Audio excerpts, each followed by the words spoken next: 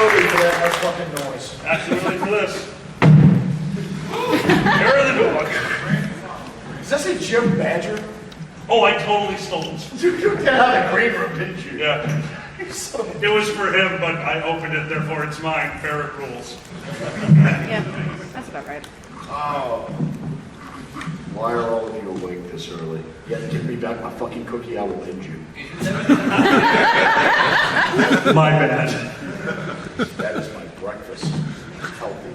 I'm sorry. Let's go over this. How is that healthy?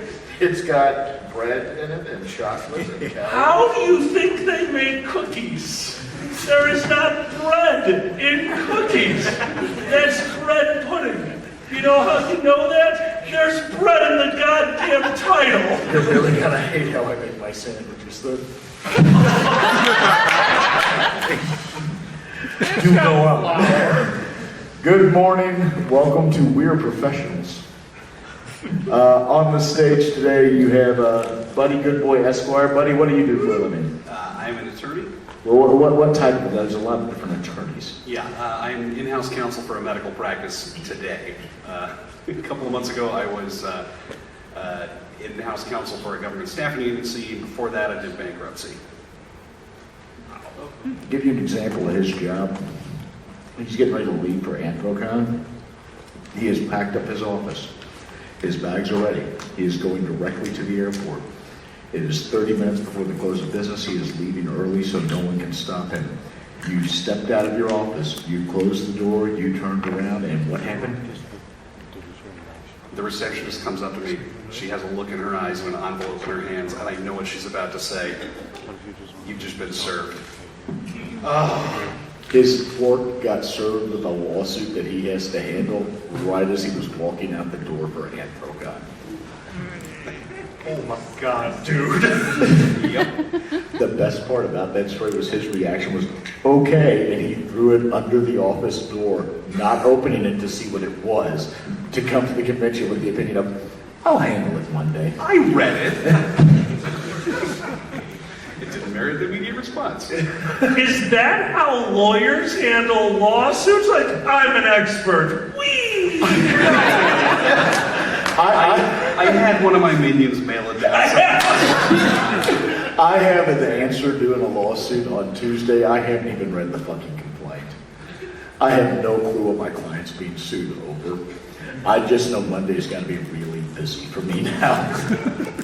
To our left, this is Alkali Business. Alloy, what do you do? I am a commodities broker for a company that basically my small group is in charge of taking care of the other brokers' clients while those brokers are asleep and or drunk and or both. It can happen. You can be drunk and asleep. Trust me, sometimes we have to wake them up, and those are the most interesting phone calls. And I am the Boozy Badger, and I am a litigation and trial attorney in both civil and now criminal matters in the Philadelphia area. Guys, between the three of us, how many years of school do we have? Oh shit. I'm 6. No, 5. I'm not a numbers guy. I can't count that high. At least 7. Had to have at least 7 years of school. Yeah. And I am at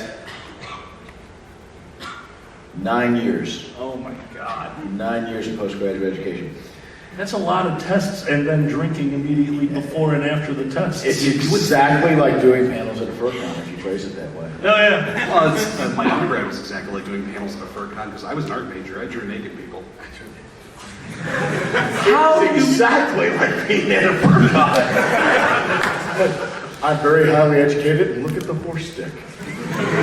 What was that day like? Like, the woman bosom, so beautiful. I want to sue people now.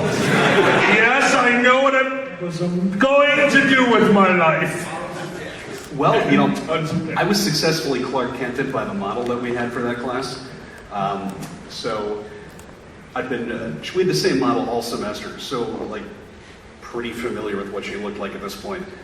But then it turns out that I had a poetry writing seminar in, across campus, and I'm not good at remembering people out of context. I have not recognized my own in-laws because of this. They were in the grocery store, in my defense. I'd never seen them there before.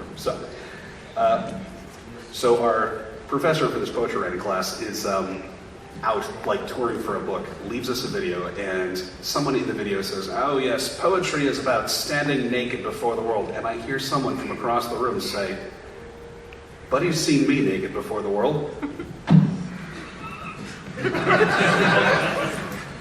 You look different. You're wearing clothes. I can't see your vagina, man. I didn't recognize you. Did you do something with your hair? When I was at school, of course, I'm good at math, but I obviously much prefer to do this, so I loaded myself down. I'm like, yes, math and math and math and theater. So I would go from like these crazy calculus trig classes, and then I'd go around and like bring foam weapons over to theater. Like, can we use these for something? They're like, no. I'm like, I'm going to anyway. And we had to put on a production where the TA, she was unbelievable. Like, to this day, I'm waiting to be watching television. Like, there she is. She made it, and I knew it. And that was personified by, and I wish I could remember the name of the play. It's this giant 4-hour monstrosity about a prince of some foreign nation, and it's based on a true story. NIU had the descendant that this play was based off of coming. And we were going to put on this whole play, and she was the main character, and there's a scene where she is very tastefully raped. And we were trying to figure out how to do it because we figured we're not actually doing anything, we want a representation. So what if we get her a very, very slim dress and cover up anything naughty, but it gets ripped, and that's more than enough. That's what we can show because we don't want to. Well, the dress came off, and so did the part that was covering her top with the dress. And she is bearing it all on stage in front of a prince from a foreign country. And for the next 5 minutes, probably give or take, she completed that scene to perfection, doing a nude scene without ever realizing that she was going to be doing a nude scene. Walked off stage and all of us like, "Are you okay?" She's like, "Are you kidding me? If he marries me, I'm rich."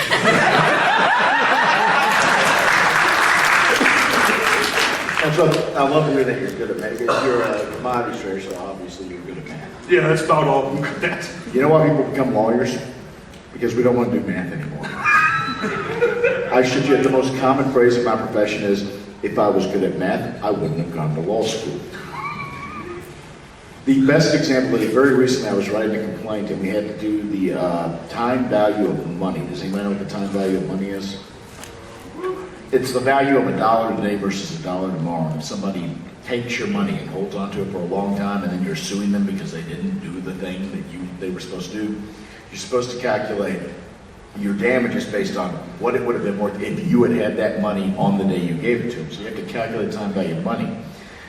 I looked up the formula for this, and the second I saw that there was a line and parentheses and things above and below the line for the formula, I went, fuck it, we're winging it.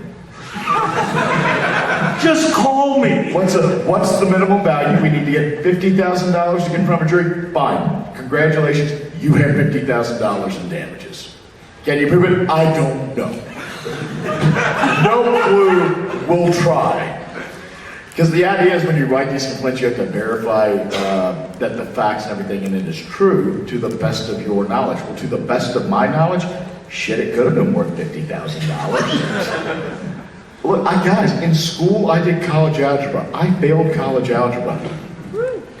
They then put me in math for the real world. Do you know what that was? That was Venn diagrams. I was doing Venn diagrams and how to balance your checkbook in college for my math credit. You do not want me doing complex figures on your lawsuit. I'm sorry, didn't you just tell me that all of the money in our joint cash box got mixed together and you calculated the split? I am recounting that shit immediately. I'm very good at counting my money. Yeah, he took One for classic. you, one for me, two for you, one, two You know, for I me. had seed money in there, right? There was starting money. I don't know what that means. All right, let's try this. I seed money, then I took it.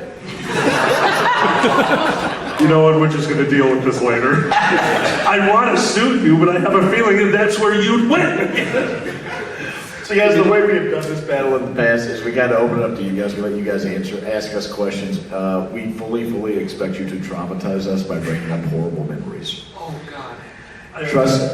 Trust me, if you ask me a question that has traumatized me, you will know. So He has chairman fingers from his job. It's amazing. I love it. Their chairman fingers are mine are. Actually, after talking to our ASL interpreters, I would like you to slightly change your chairman fingers. Show me how you do it now. Just do this, apparently. What? They taught me that last night. What's this? Oh, good. One or two of you know it. This is vagina. Okay. And I find that funny. It's how I'm going to try to chairman finger from now on. It's like, you have annoyed me. He's either Vagina. frustrated or hitting on me. It could be both. It definitely can. All right, so let's open up to questions. Anybody have a question? Yes. Practical question. Other than the cookie, have all of you had breakfast this morning? Other than the cookie, have we had breakfast this morning? Routinely, do either of you guys eat breakfast or more than one meal a day? Absolutely not. I have a piece of toast and a cup of black coffee when I leave the house in the morning. I then subsist solely on bottled water and black coffee until I get home at night, where I eat the warm remains of whatever everyone else had when it was fresh, and go to bed. I have Black's Cheerios in my car. I found the 6th taco pizza. I'm so glad some of you heard that. I was really, no one's going to know what I'm talking about. It's not that like you say that, and it was like, you should eat healthy. And I'm like, okay, stop getting arrested, assholes. So I got in the habit in law school of like putting a piece of toast in the toaster because I may not have time to eat, but I will always have time to brew a pot of coffee before I leave the house.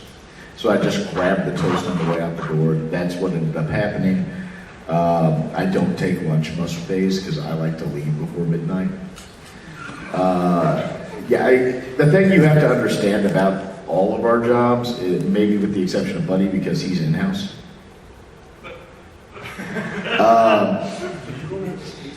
No. Not at this job, but Oh, okay, you did your time. We're cool. We're Our jobs are not ones that like you punch in at 9 a.m., you're going home at 5 no matter what.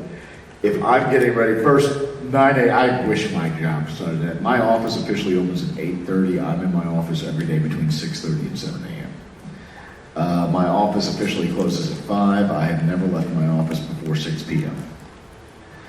I am there most often much later. It's just the type of job where if something happens, you're staying.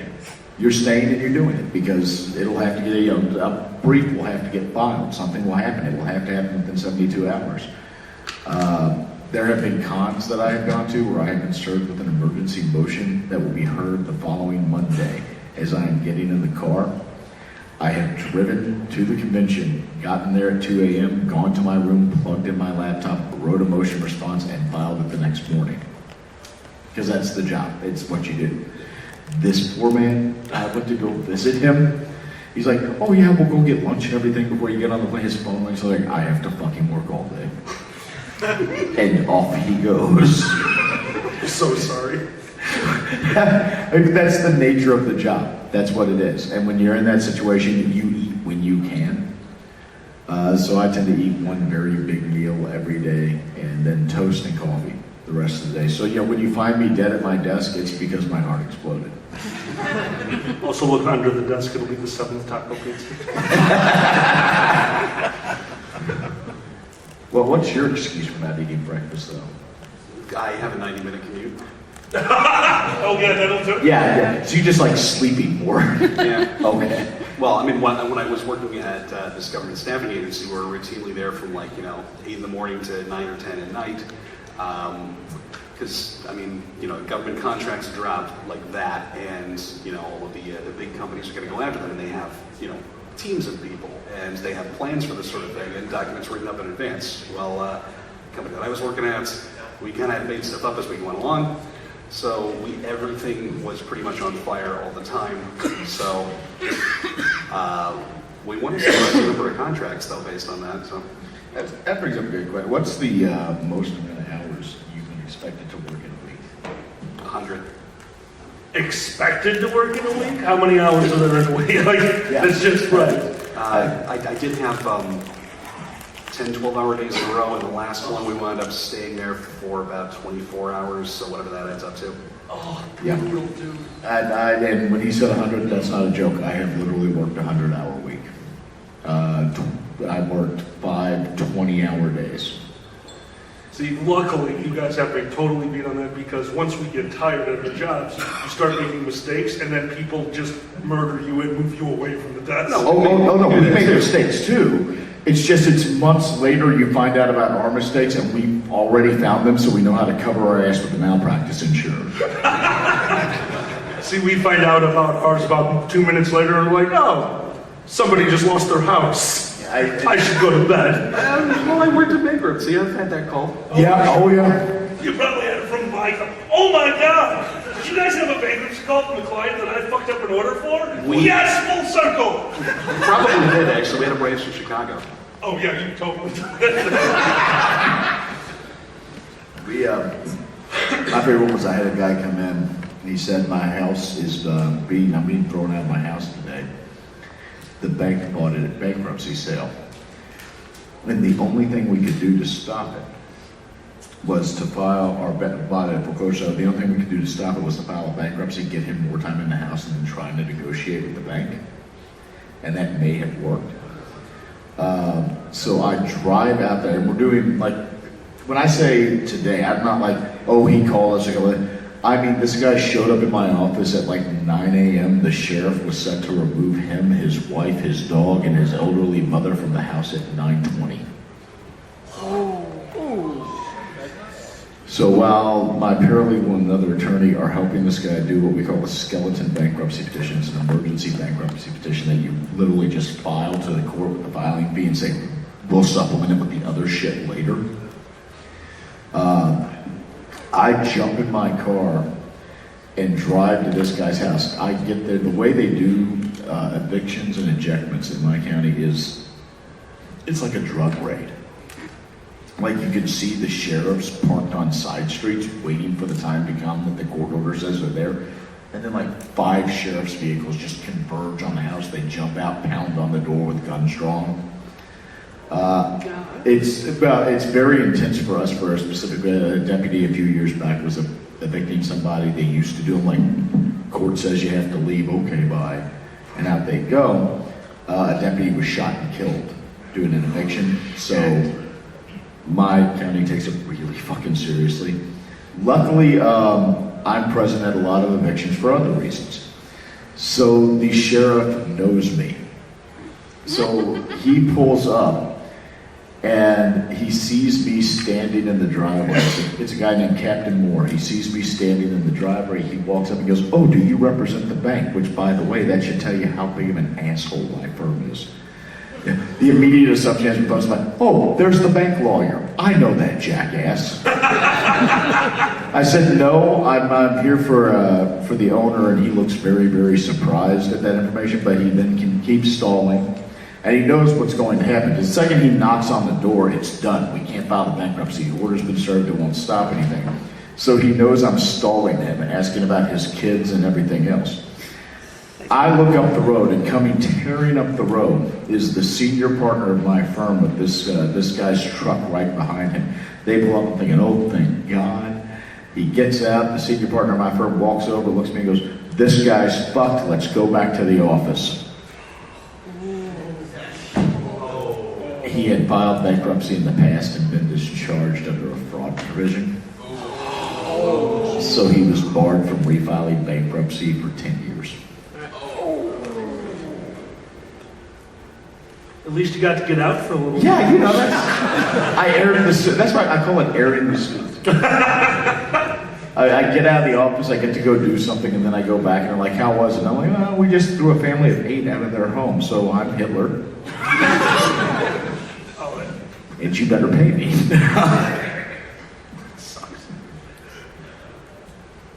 I just like that I don't have to deal with my fuck ups face to face. They're all over the phone. We just put them on speaker. What? We used to call our job Doom, but with consequences. Because that's what we're playing. We're playing Doom, and when you miss, somebody loses their children. And it's my setup at work. It looks like I'm on a Star Destroyer. I have posts with computer monitors so I can watch all these charts because we're trying to figure out, like, oh, look, somebody's got a program running. Every time the RBOB is trading this, you get a crude oil and get filled in.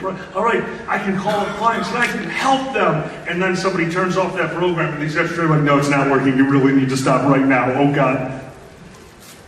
Hang up. And he'll call back. I'm going to the bathroom. But we have a button on one screen, which is where we make our trades. That button is about this big. And right next to it is a button that does the exact opposite, either a buy or a sell. And once you click, it's done. You don't call anyone. It's like, hey, I misclicked. And then they go, oh, awesome, send me the tape when you talk to the client. You're going to get your ass chewed out. But, yeah. So what will happen is you'll be running with all these monitors are based off of 6 different computers under the desk. We have a program that lets your mouse go from computer to computer. I thought that was the coolest thing in the world until one day it started messing up and the mouse was just doing this. But we didn't have time to fix it, so it was like, all right, I guess this is nightmare mode. Let's go. Whee! I've got a broker standing behind me trying to get something done, and he's just yelling, I need this right now. I'm like, well, I just bought a duck, I think. But I can't check the quantity because every time I click, I'm going over to Bloomberg and talking to someone else's client, and apparently he's pregnant. I don't... This is just their time. That's what we do. The best part about hearing that, though, is like I get 2 a.m. messages from you while you're at work. Oh, yeah. Like I'll look at my Telegram, like that jizz covered t-shirt message that if you were the bodily fluid covered t-shirt, we're in a PG panel now. The bodily fluid covered t-shirt message if you were at the Dragon Show last night that I read off. Yeah, I know when he sent that. He sent that sitting at his desk on the overnight doing the. So this is how our economy's handled. This man has the economy in his hands. I want you to remember, if they repossess your home because the market crashes tomorrow, it's because Alkali was watching something on YouTube. There is a chart printed out and put on a post on the wall. Everyone has done this. It's actually a rite of passage. Some, especially currency markets, different countries' currencies, they're not as stable as ours. So a large order can really affect that market because you don't put in large orders. We have ways to deal with that. And every once in a while, somebody new comes in, and they don't know those ways, and they throw in the large order, and then we print out the chart and put it on the wall of shame.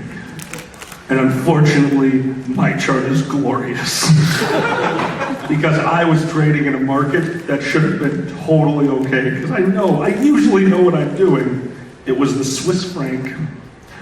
I didn't know that they, and only they, were on holiday that day. Oh, no. So all of the local traders in Switzerland trading the Swiss franc that would have their stop orders into it, none of those orders were in. Client calls up, had a very large order. I'm like, oh yeah, Swiss franc, absolutely. And the chart looks like this. Swiss franc, Swiss franc. Holy shit, you killed Switzerland's economy. For legitimately less than a second, because these things trade in microseconds. For less than a second, Switzerland was one of the lowest rated countries in the world. For less than a second. And every person that was still in the office at 9 p.m. that night stood up and went, who did it? Was it us? And my loud booming voice, yeah. And Trent, who was there dealing with one of his problems, yelled, print out the chart! It's going on your other one! I love that. This is the difference. Buddy can jump in on it. That's the difference between country in our job. Like, you fuck up and you crash entire countries. For microseconds. I fuck up and somebody has a really shitty Christmas. Yeah, so part of what I do is try to keep the doctors from doing stupid shit, which is a lot harder. Someone knows. So, one of the doctors comes into my office a couple of weeks ago and says that, we really need a better system for distributing, medical orders and private health information. And, I've heard of this great confidential program. It's called Telegram. Are you on it? No.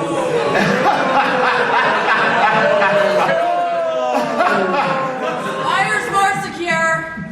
Thank you. Because that's what we're worried about. Security. The funny thing is, you're saying that. My firm did the same thing. Oh my God. One of my senior partners, like, my daughter told me about this secure messaging app called Telegram. We could use it in the office. A, we should not be taking advice on our infrastructure from your 15-year-old daughter. Yeah. You're a lawyer, you know better. B, you don't want to know what I am on Telegram. Luckily, I read an article that morning that said that the Russian Supreme Court had a ruling about that Telegram had to hand over all of their encryption keys to, what do they call them, KGB again? It's the new acronym? That. USB? KGB Classic? Yes. Same great taste. Same great tasteless. Everybody hated the new bamboo shoots they showed on their finger. Yeah. What is wrong with you? I went to law school. Oh yeah. Yeah, so fortunately, I got to tell them, no, guys, we're not using Telegram anymore because all the KGB is going to read all of your personal stuff and definitely not what's this messages I've been sending to people. Yeah, we're not using Telegram anymore. So KGB, not because my picture's going to be a giant black dog. Yes. Ignore that. That's nothing. Why are you labeled as Buddy Good Boy Esquire? I can be a bad boy if you want. I don't know what I do on my weekends. Let's take another question from the audience. Yes. This is twofold. Has there ever been a case where it made you absolutely regret becoming a lawyer? Yes. And is there a case that made you extremely happy that you became a lawyer? Has there ever been a case that made you regret becoming Yeah, there's a lot of cases that made me regret becoming a lawyer. The thing is a lot of the cases that have made me regret becoming a lawyer are actually still active cases, either on trial level or on appeal or on post-conviction relief. So they're very hard to talk about. But cases that made me say, yeah, I wanted to become a lawyer and I did a great thing there and somebody's life would be much worse off if I hadn't done it. It was an elderly, I was working as a legal aid attorney at the time, and an elderly woman who had several strokes and was in a wheelchair, was living with one of her children. Her memory was shot. I mean, she couldn't remember anything really. Had no short-term memory whatsoever. Her son had been stealing her support checks and had been physically abusing her. Luckily, her elder care worker got a hold of our office. We went out there. When I left, it was a different matter we were out there on. We were on something related to her living situation and a contract. But when we heard all that, I went back to my office. Now, legal aid does not have a lot of funding. And thanks to our president, who is now talking about cutting all of the federal funding for legal aid, which is specifically providing legal services to the poor in civil matters where you're not guaranteed a lawyer. There's going to be a lot less. So when you look at those cases, you have to take them based on need sometimes. Who is the neediest person in this situation? I walked in and I told my supervising attorney, I said, we're taking this case. And the supervising attorney said, well, what's the argument we have to help them on this? So we don't have one to help them on this issue. Well, then what's the legal issue? I'll fucking find one. We're taking the case. We ended up getting the son removed from the home, getting a protection from abuse order taken out of him, having him agree to be responsible for all of the debt, that he had ran up in his mother's name. We got the mother out of that home and into an income contingent elder housing facility that has been taking very, very good care of her since then. Her life became immeasurably better. I still get Christmas cards from her every year. She mails them to the legal aid office and they forward them to my new office. And that is one of the very few situations where I say that's a difference you made. And quite frankly, any attorney out there, there's one right over here, a local attorney. Any attorney out there who's ever represented people has at least one story where you go, that is why I became an attorney. Now, for that one case, you take like 200 where your client is a piece of shit and you don't believe in what you're doing. It's frustrating as hell, you're doing it for the money. But, you know, if for every 200 cases I take where I'm taking it because I'm getting paid, I get one case where I get to make a real difference in someone's life and leave it knowing that because I was there and because I'm licensed practice law, I've made a difference. That's worth it. Yeah, I don't have any one particular case, but when I was working in bankruptcy, I was handling 800 clients at the same time.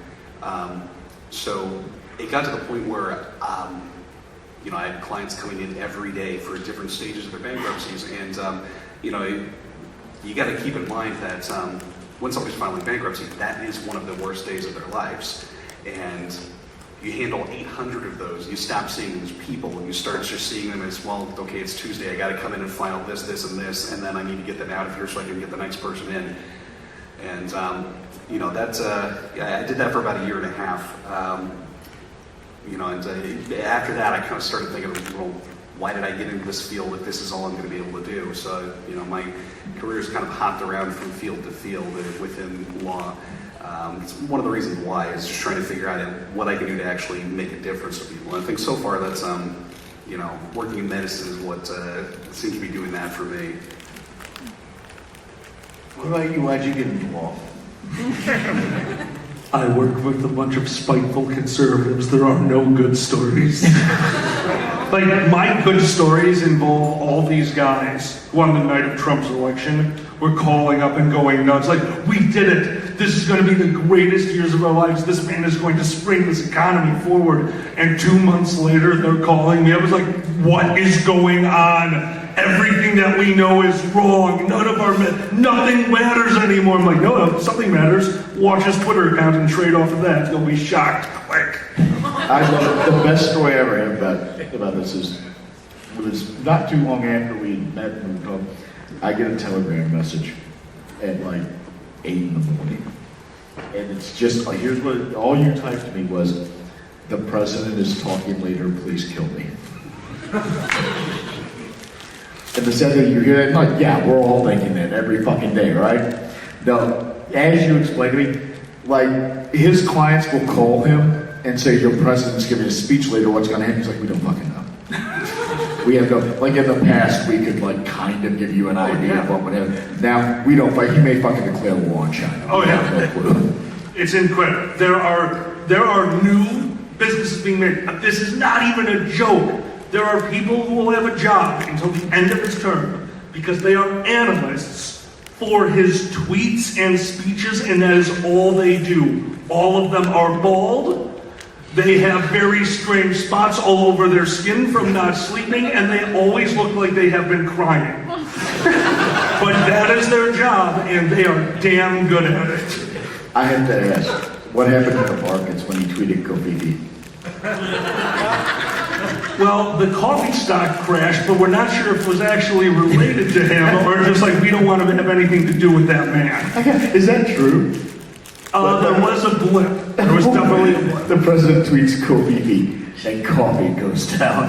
Well, really, it's internet. Like, we know what's going on here because we live here. Like, we know news about what's going on in other countries.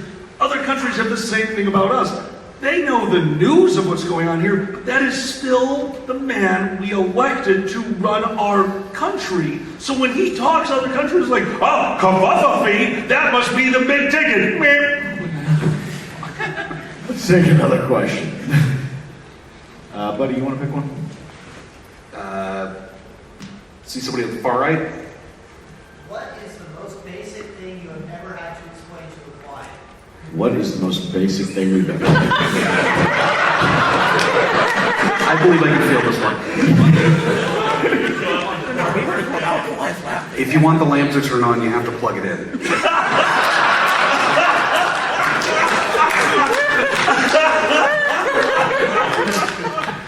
No, you probably shouldn't wear juicy shorts to your arraignment. No, I am not accepting the collect call. That's the difference. I do accept that like clause. I'm not accepting a collect call from jail to make the trade. He went to jail for insider trading. I could not take the call. Where's he getting inside tips in jail? I have no idea. The shift market was down. Shower stocks are up. Little Ricky's gonna start taking more buying toothbrushes.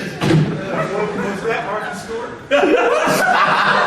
I do have to admit, I actually had to explain to somebody sometimes, because this is an old thing. No, you may not trade commodities in partial sizes. He wanted, he's like, could you give me 1.13754? I said, stop.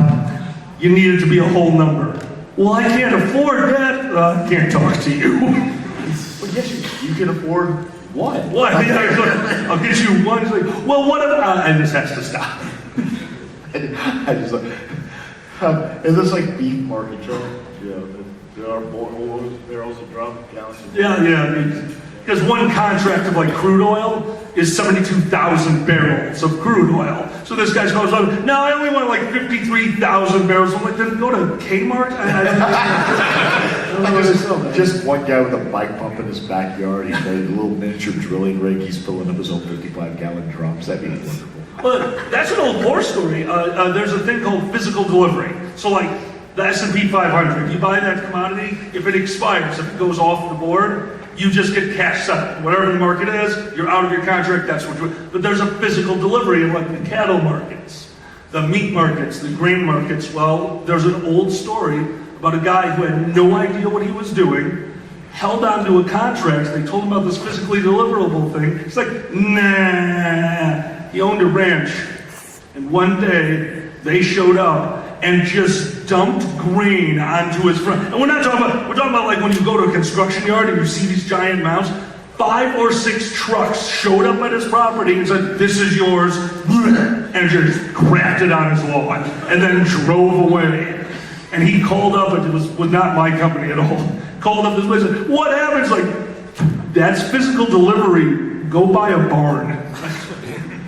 What he saw is I do know this much, there's a thing in commodities, certain types of commodities when you buy the contract for, like a futures contract, which is at a future date, I will be buying at this amount.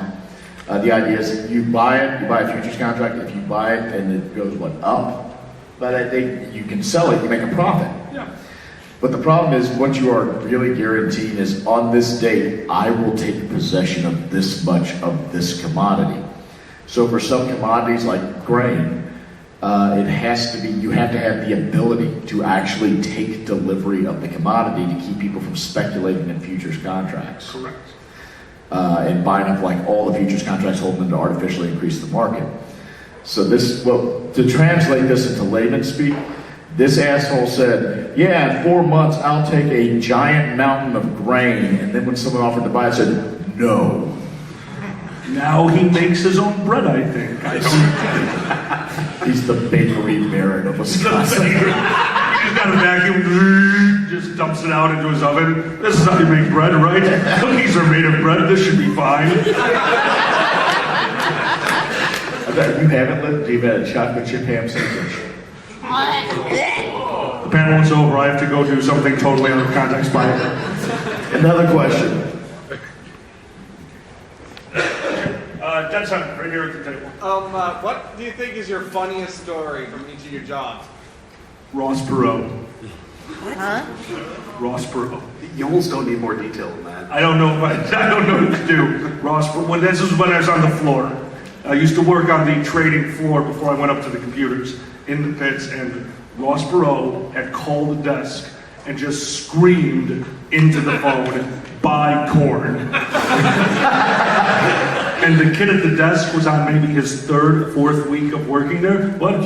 Son, I don't want to say everything. He said, son, buy corn. He says, well, a price, a quantity, is it limit up yet? Limit up means it has hit the max it can trade in a day. Once it hits that price, we can't trade anymore. He's like, limit up, it's barely moved today. Son, tons of swearing, buy corn until it is limit up. Ross, and it was an incredible day. So you see all the market, it's like wheat, and then soybean, then corn. And no one knew what was going on. And then like a month later, Ross broke off the desk like, it didn't work, sell it back. Like, so what, man? We don't know who you are. And Oliver goes, Mother, I'm Ross Perot. Like, that means nothing to me, sir. What's your account? I just like the idea of Ross Perot. Buy corn and what? I'm having a barbecue. We don't know if he got some information, but he made corn limit up one day where there was no reason to go limit up. There were a lot of investigators on that one. Oh, buddy. Okay, so the first bankruptcy office that I worked at was in it was on the 36th floor of a high-rise building. Very Mad Men type corporate culture. So everybody had, ties all the time. You had to let the secretary know when you're going to the bathroom because they had all clients out the door. It was a whole thing. So Halloween 2012, one of my coworkers shows up in a Spider-Man muscle suit and nothing else. You work with Dragor? No, I recognize that bulge anywhere.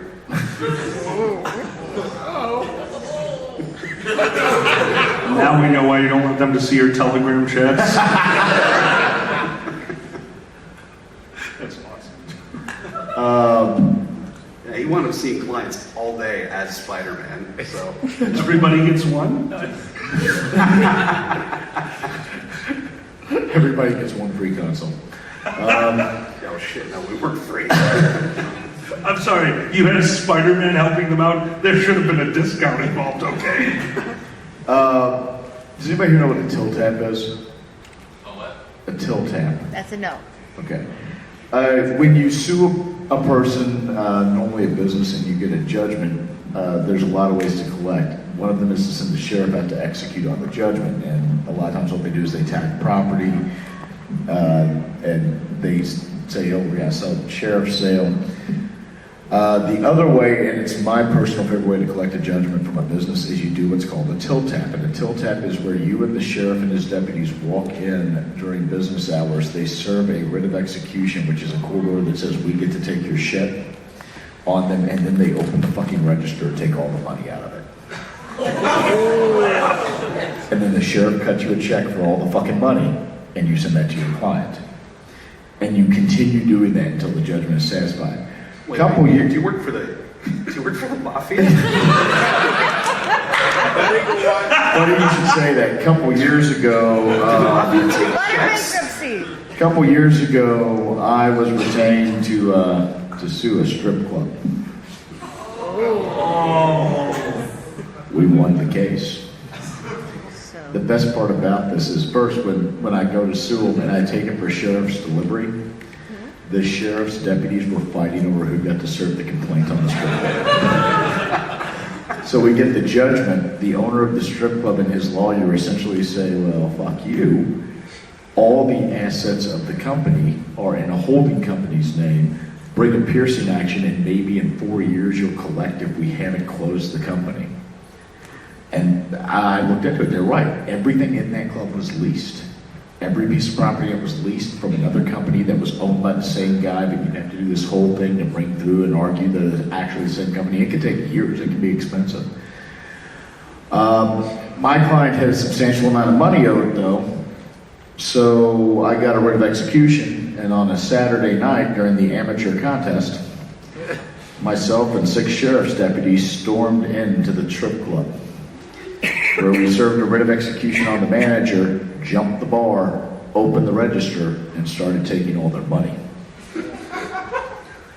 Now, it wasn't a lot at that point because strip clubs themselves don't keep a lot of money in the register. However, did you know the dancers have to give a percentage to the club? So, myself and Captain Moore again, who really by this point, like no shit, we bet on the outcomes of things when we're going and doing shit together.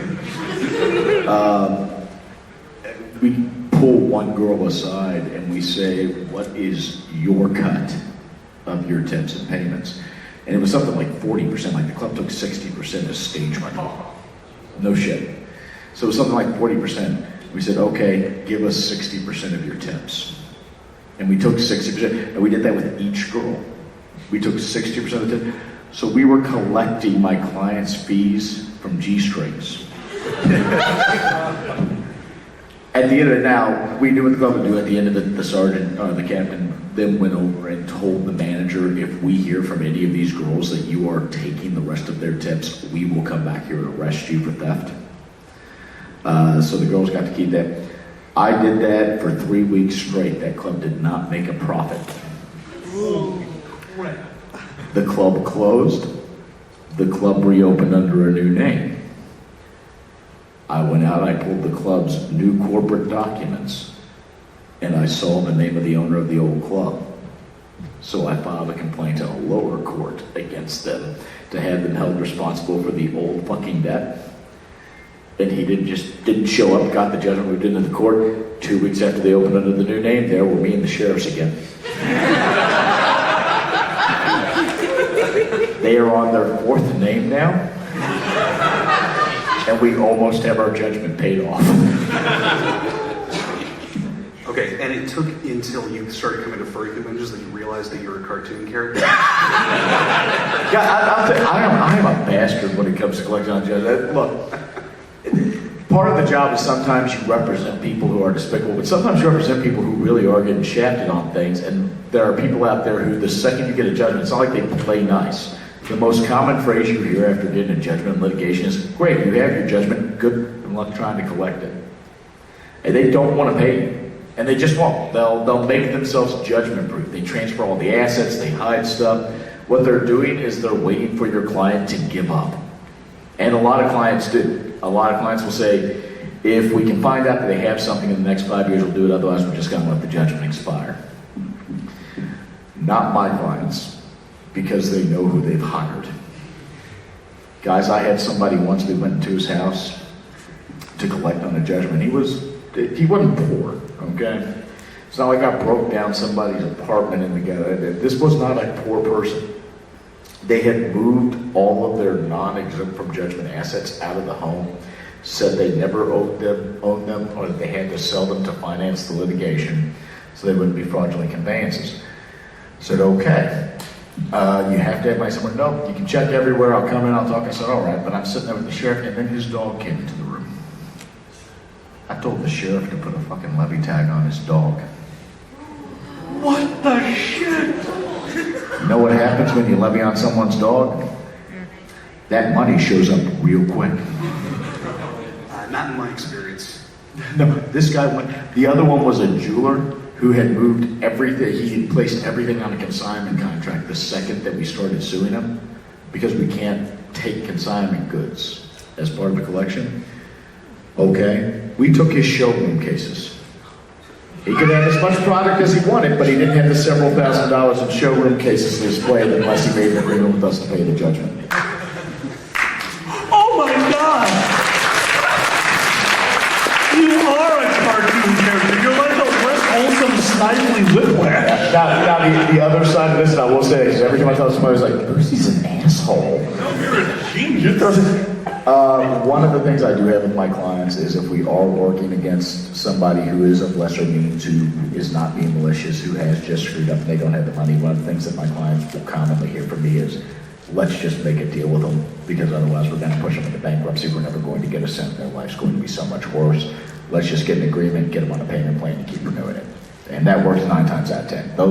The poor but honest, the people who have just gotten into a bad situation 9 times out of 10, they want to pay something, they just can't. So you work with them.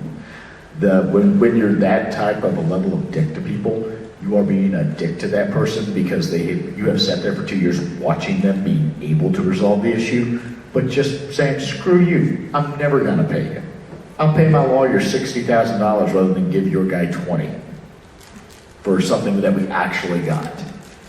So no, I'm not like randomly kicking in doors and chucking babies out windows while screaming, go live in the street. That's not what I do most of the time. Can you put a limit in the baby? No, you can't let me up. Believe it or not, I actually had to tell somebody that. It wasn't a baby, it was a corpse. Oh. I represented a funeral home. They had prepared the body for the funeral. The family did not pay. The funeral director called me and said, I'm not releasing the body to them until they pay me. And he was a client of mine, and I had to tell them that is not legal. You cannot levy on human remains. There is actually, believe it or not, specifically a law in Pennsylvania regarding that. There is a law in Pennsylvania that says a funeral director cannot hold on to human remains because of a lack of non-payment.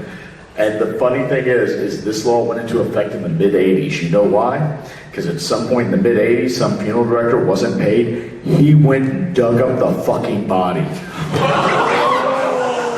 He dug up the body, took it back to the funeral home, and sent the family an invoice. When they tried to sue him and prosecute him, literally they looked at it and said, it's not illegal, and they can lien on things. We should probably amend this law.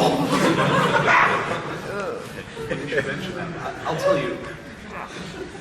Is this thing on? Okay, here we go. I can hear myself now. You know who can put liens on corpses? Bankruptcy trustees. Oh my God! A funeral home went out of business. And so in business bankruptcies, you got to pay people back for all of your expenses and all of your debts. And they only had one asset on hand. So the bankruptcy trustee put a lien on all of the corpses that were still being stored. See, I agree with you on that, but there's one caveat. The bankruptcy trustee never has more power than the debtor would have under state law. George's.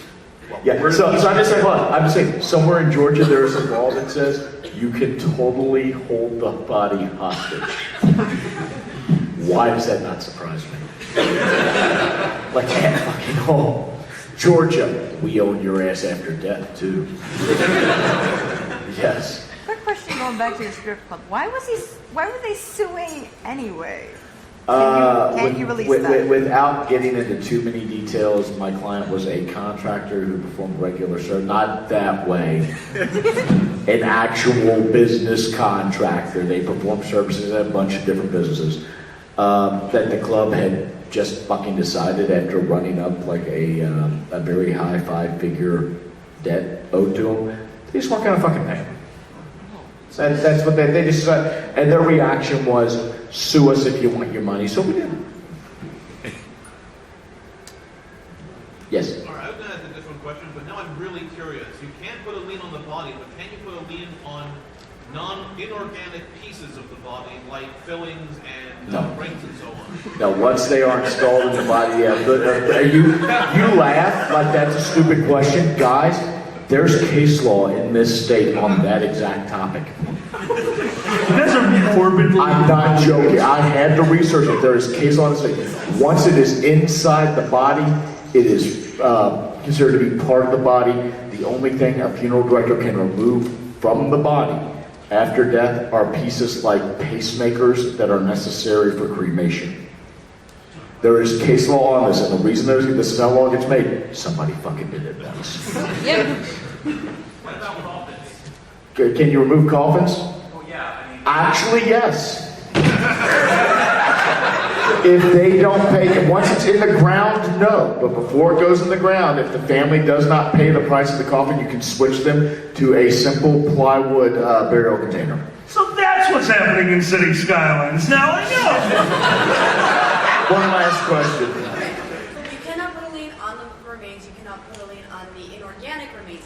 Can you put a lien on articles with the body that it's supposed to be buried with, such as jewelry and clothing? Clothing and jewelry? Yes, those are lienable. Have And you married a nude person? once again, until they go in the ground. Once it's in the ground, you cannot disinter without a court order. Well, actually, I have a question. I haven't gotten the answer to this one yet, but my mom had surgery last week, and Why are we talking about this right after Can We Lean on Bodies? so she's also a big fan of the movie Silence of the Lambs. Okay. Is cannibalism if it's yours? God damn it. I don't know. Yeah. Like you guys, look guys, I know I'm the guy who once researched the legality of fucking cars. But I just want to be very clear, I don't just sit in my fucking office searching this stuff on Westlaw. A, the firm sees my Westlaw search history, and they would have questions. B, the moment, and this is just how it is, the moment I start researching one area of law, it's like the bad shit signal goes off somewhere in the city, and everyone with a case of that type starts calling me. And I just don't want like the Hannibal Lecter cosplayers calling my fucking office. Hello, It's Lucy. my mom. She has a name. And it's my mom. She has a name. Oh my. It's Clarice. Guys, we got time for one more question, then we gotta wrap it up. You pick. I saw you in the back first. So you say that the batshit signal goes off, does that mean that when you were researching the car fucking that you actually got cases about it?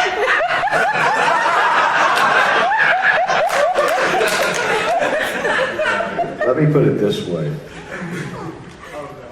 Some of you assholes have found my office contact information, which I'm normally pretty open with. I say I don't give it out on Twitter, I don't give it out at furry conventions because this shit doesn't need to be attorney advertising. Like, do you all really want a member of the Pennsylvania Bar Ethics Committee off the side stage? Excuse me. But I always say there's about a dozen people out there. They have all my professional contact information. If you contact one of them, you tell them what's going on. They'll send you over to my email. I'll talk to you for a minute, and then if I think it's a case, I'll send you my information. Say, hey, contact me. I'll either talk to you or I'll refer you out somewhere. Some of you assholes have found my information, though. So without answering your question, I am going to say I have a lot of weird fucking cases right now. And my phone keeps asking me questions like, hey, where do we keep getting these clients? And my response is, that's none of your fucking business now. Clients, that's all that matters. Yeah, they're paying clients. Does it matter if they want us to call them Glitters the Sparkle Pony? The fun part was I got a bankruptcy case for the furry fandom, and I had to explain to my paralegal what a fursuit was. And then we had to figure out how to exempt it from the bankruptcy trustee's sale. And then I will wrap up this on there because we're running over. The way we exempted it was I asked them, do you make any money with the fursuit? And they said, well, I do YouTube videos. I said, okay, well, do you get any payments from those YouTube? They said, yeah, I get about like maybe $100, $200, $300 a month when I do them. I said, okay. Are you reporting that as some type of side income, side job? They said, yeah. I said, okay. Well, then you don't have a fursuit, which would be a clothing exemption, which is amazingly low. You have a $10,000 tools of the trade exemption. I classified a giant fucking coyote costume as a tool of the trade.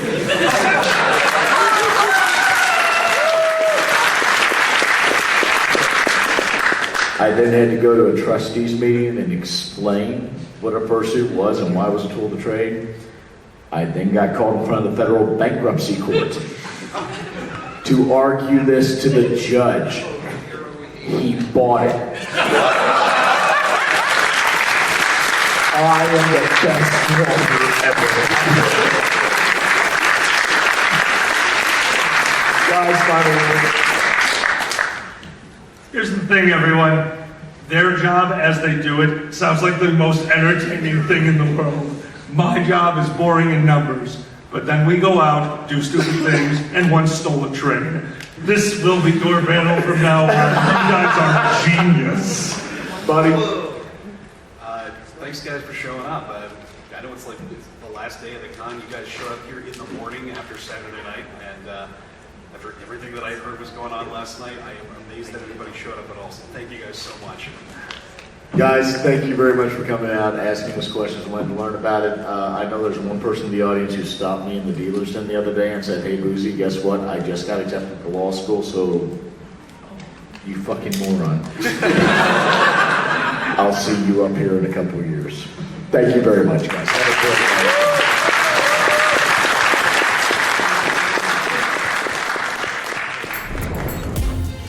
Silver Gato Man, he bought me a coffee. Silver Gato Man, here is the song for thee. He likes to video all the panels at the cons. You should go and watch them whether they are short or long. Silver Gato Man, you video that's not a jibe. All of you go to his YouTube channel and like and subscribe.